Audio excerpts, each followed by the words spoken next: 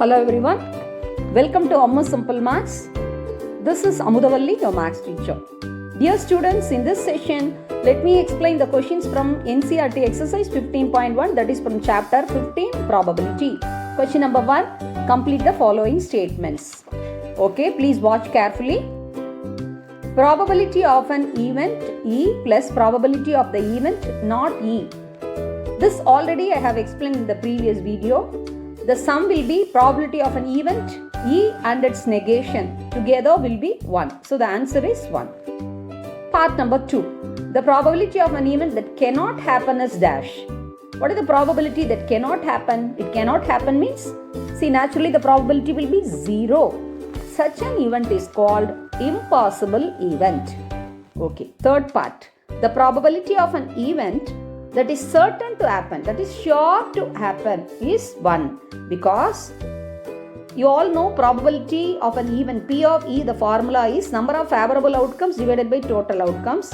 Here both dividend and divisor both are the same, because the entire sample space will be the favorable outcomes. So entire sample space divided by the sample space gives you 1. So the probability is 1, and such an event is called sure event. Okay.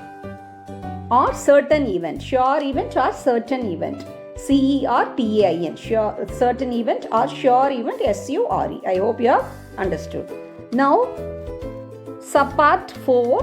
The sum of the probabilities of all the elementary events of an experiment is dash. This is nothing but, in an experiment there are many events. For say, there are 4 events are taking place. Then P of E1 plus P of E2 plus P of E3 plus P of E4. So the sum of all the probabilities of these 4 events or 5 events, that depends upon the experiment and the events, that will be always equal to 1. Then fifth part. The probability of an event is greater than or equal to dash and less than or equal to dash. Okay. This question is about the range of the probability. You all know the range of the probability is between 0 and 1. So the probability of an event is greater than or equal to 0 and less than or equal to 1. Now let us move on to question number 2 from NCERT exercise 15.1. Which of the following experiments have equally likely outcomes? Explain.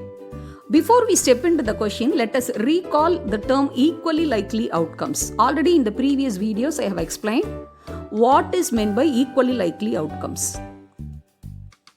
If the probability of an event is equal to the probability of another event, then those outcomes are equal and they are called equally likely outcomes. For example, when you toss a coin, probability of getting a head is equal to half and probability of getting a tail also is equal to half. So both are said to be equally likely outcomes. Suppose the probability of one event is more or less than the probability of another event, then they are not equally likely outcomes. So with this knowledge, let us see the first part of this question. A driver attempts to start a car. The car starts or does not start. Here, the outcome is not an equally likely outcome. Why? Always a car starts normally. When you start a car, most of the time the car starts normally. But if there is some defect, there is no fuel, or the person who start doesn't know any driving. So like that many factors are there. In such cases only the car does not start. So here the outcomes are not equally likely outcome because here the probability is not equal. I hope you have understood. Okay, part number 2. A player attempts to shoot a basketball. She or he shoots or misses the shot. Okay, here also the outcome is not equally likely. Why? Because the outcome depends on the training of the player. He or she, how she has been trained up, the efficiency of the player. So all these are the factors. So the outcomes are not equally likely outcome. The probability is not equal. So whether he misses or shoots the ball is totally depending on many factors. So we can't say they are equally likely outcomes. Okay. Then third part. A trial is made to answer true or false question. The answer is right or wrong. See, it's quite obvious the outcome in the trial of true or false question is either true or false. Hence, the two outcomes are equally likely because they have equal probability. Okay, that is off. Then let us move on to the fourth part. A baby is born, it is a boy or a girl. See, a boy can be either a boy or a girl, that is either male or female. So, and both the outcomes have equally likely chances. So, here both are equally likely outcome because the probability of both us getting a baby born may be either a boy or a girl. I hope you have understood. It's a very, very important question. Yes. Now, question number 3. Why is tossing a coin considered to be a fair way of deciding which team should get the ball at the beginning of a football game? See, when we toss a coin, the outcomes head and tail are equally likely.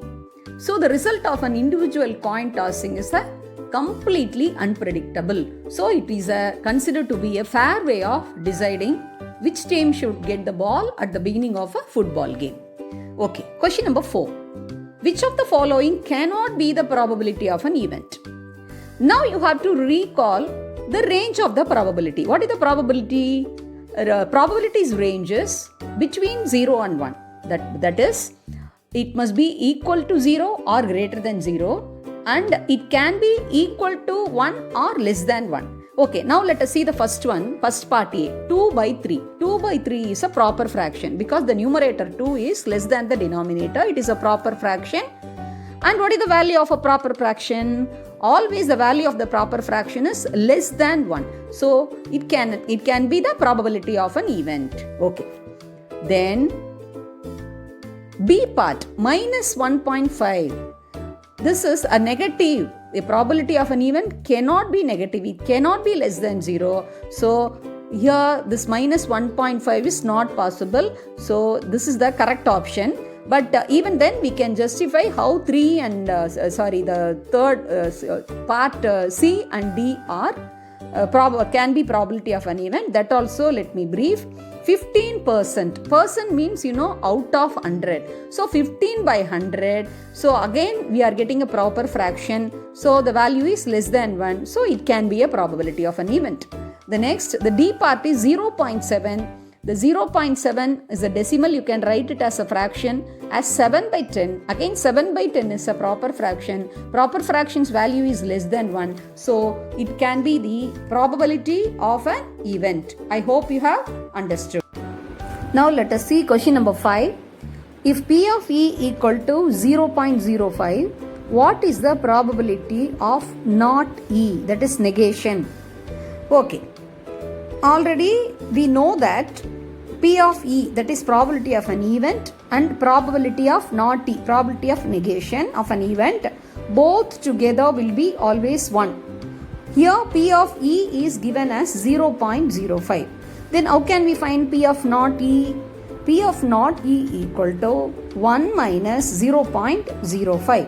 So 1 minus 0.05 is nothing but 0.95.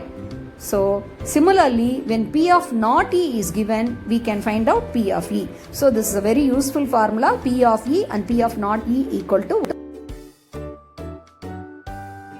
Next, let us see question number 6.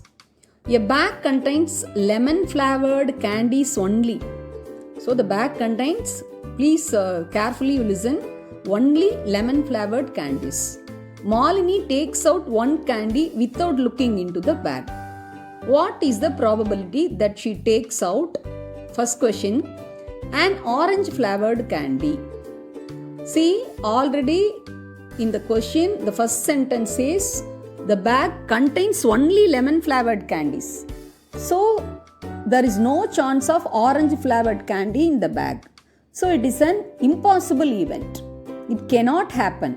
So the probability of an orange flavored candy is equal to 0 because picking up an orange flavored candy from the bag which has only full of lemon flavored candies is not possible. So the probability will be 0 because it is an impossible event. Okay. The second part. What is the probability of a lemon flavored candy? See here, the number of favorable outcomes and the number of total outcomes both are one and the same. So it's a sure event, so the probability is 1. Next, question number 7. It is given that in a group of 3 students, the probability of 2 students not having the same birthday is 0.992. What is the probability that the 2 students have the same birthday? See, already you have studied that probability of an event and probability of not E, that is the negation, together the sum is equal to 1. P of E plus P of not E is 1. Here it is given P of not E. They are not having the same birthday for the 2 students is 0.992. So what is probability of the 2 students having the same birthday? That refers to P of E. So P of E is equal to 1 minus P of E naught. Here P of E naught is given as 0.992. So 1 minus 0.992 is how much? Yes, you are right. 0.008 is the answer. Next, question number 8. A bag contains 3 red balls and 5 black balls. A ball is drawn at random from the bag. What is the probability that the ball drawn is? First question, red. See, now let us calculate the total number of balls. How many red balls? There are 3 red balls. How many black balls? 5 black balls. So total number of balls in the bag, 5 plus 3, 8. So P of E equal to number of favorable outcomes divided by total number of outcomes. So probability of red ball equal to number of red balls divided by total number of balls. So number of red balls is 3, total number of balls is 8. So for the first question, probability of red ball is 3 by 8. Okay. The second question is probability of not red, that is P of E naught. P of E naught is 1 minus P of E. So that is 1 minus 3 by 8. 1 minus 3 by 8 is 8 by 8 minus 3 by 8 equal to 5 by 8. This can be done like this, P of E naught equal to 1 minus P of E. Otherwise, directly you can use the formula, that is P of not red equal to, not red means black balls. So, number of black balls divided by total number of balls. So, that is 5 by 8. In both the way, you can find out the answer will be one and the same. I hope you have understood. Okay, shall we move on to the next question, children? Question number 9. A box contains 5 red marbles, 8 white marbles and 4 green marbles. How many red marbles? 5. White marbles? 8. Green marbles? 4. Okay. One marble is taken out of the box at random. What is the probability that the marble taken out will be? First one, red. Okay. First, let us calculate total number of marbles because we have to find out total number of outcomes. So, we will add up all the marbles. So, 5 red plus 8 white plus 4 green is how much? Yes, exactly 17 marbles are there. Total number of marbles 17. Okay, now let us find out the answer for the first question. Probability of red marble equal to favorable outcomes is number of red marbles divided by total number of marbles. So that is equal to 5 by 17.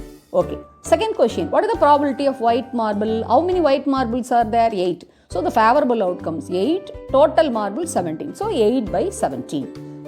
What is the probability of not green marble? Probability of not green marble means they will be the sum of red and white. So already red marble 5, white marble 8. So 8 plus 5, 13. So that is 13 by 17. Or otherwise you can find out from the formula P of E equal to 1 minus P of E naught or P of E naught equal to 1 minus P of E.